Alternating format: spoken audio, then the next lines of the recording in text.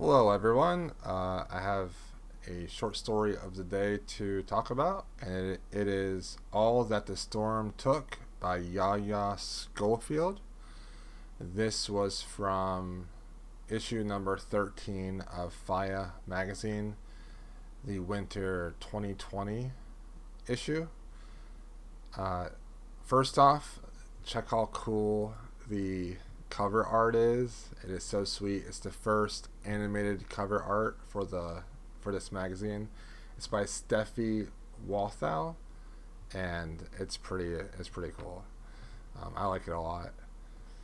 So this was an excellent short story. I think that FIYAH Schofield has a future ahead of her. She is only 20 years old. 20-year-old black girl from Atlanta, Georgia.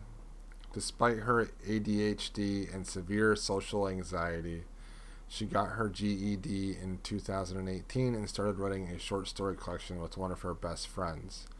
She lives in Atlanta with her mom, dad, and a little brother, as well as her two cats, Chihiro and Sophie.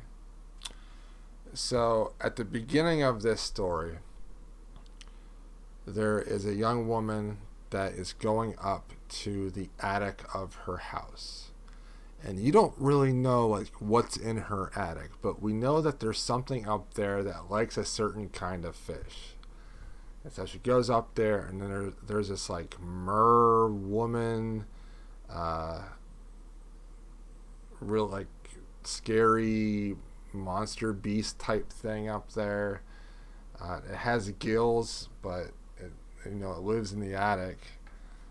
And then we get this flashback, and the flashback is from Hurricane Katrina, and there are two sisters, Alicia and Winifred. And Hurricane Katrina is coming to New Orleans, and they're in New Orleans in the lower ward, and they decide not to leave the house. The younger sister, Winifred, wants to leave, but the older sister, Alicia, wants to just ride it out and see what happens. So they get trapped in their attic, and things go to bad to worse. And they have to swim out to try to get help and to be rescued. And it's a heart-wrenching story that has some horror elements to it, fantastical elements to it, and I just dug it. I thought it was fantastic. I really liked it.